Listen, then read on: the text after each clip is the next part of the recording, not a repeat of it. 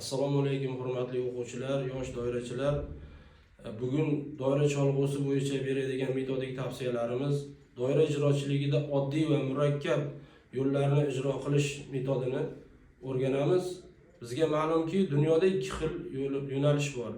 Misol uchun, kuchli kuchsiz, baland past, katta kichik deganday doira ijrochilik yo'llarida ham oddiy va murakkab ijro yo'llari bor. Oddiy doira ijrochilik yo'lini sekinlashtirib hozir men sizlarga ijro qilib beraman.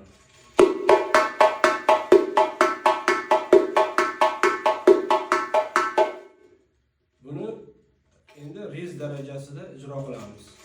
Sekinlashtirib, tezlashtiramiz.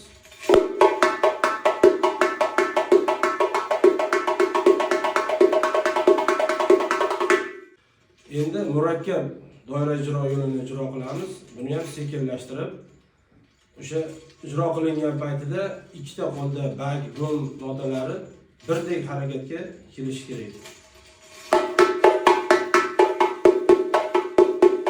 Buni ham sekinlashtirib, rez darajasida ijro qilamiz.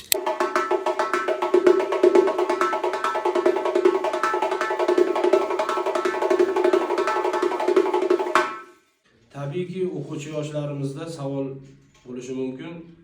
Ushbu ijro yo'llarining asoschilari kimlar? Oddiy doira ijrochilik yo'llarining asoschilaridan Usta Olim Komilov, To'ychi Nog'omov, Bobur Azimov, Mamatqul Mullajonov, Dodaxo'ja Sottiqxo'jayev, Rahim Isahxo'jayev va hokazo. Mana shu oddiy doira ijrochilik yo'lini ham mukammal darajada ijro qilib keladigan ustozlarimizdan O'zbekiston xalq artisti Qahramon Dadayev, O'zbekiston Respublikasida xizmat ko'rsatgan artist aka-ukalar Dilmurod Xolmurod, Elmurod Islomovlar, Hasan Azimov, Ma'ruf Azimov va hokazo doirachilar ijro qilib kelishadi. Murakkab ijro yo'lining asoschilaridan Ma'mur Vahobov. Hozirgi kunda mana biz hammamiz bilamiz, o'zbek doirasini dunyoga tanitib kelib, mana shu murakkab yo'lni yana mukammallashtirib ijro qilib kelayotgan O'zbekistonda xizmat ko'rsatgan artist ustozimiz Abbos Qosimov bo'ladilar. Yana mashg'ulotimizga qaytadigan bo'lsak, 608 takt o'lchovida ufor usuliga oddiy va murakkab doira ijrochilik yo'llarida qochirim chalishni o'rgataman.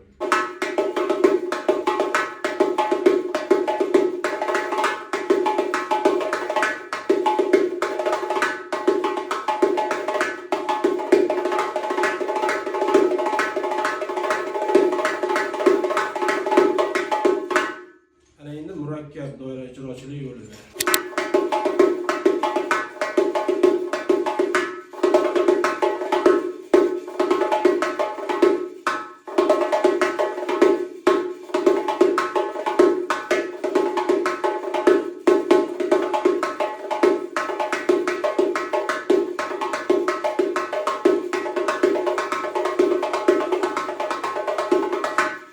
Mashg'ulotimiz so'ngida o'quvchilarga, yosh doirachi ukalarimizga tavsiyam hamda maslahatim ko'proq mehnat qilish kerak.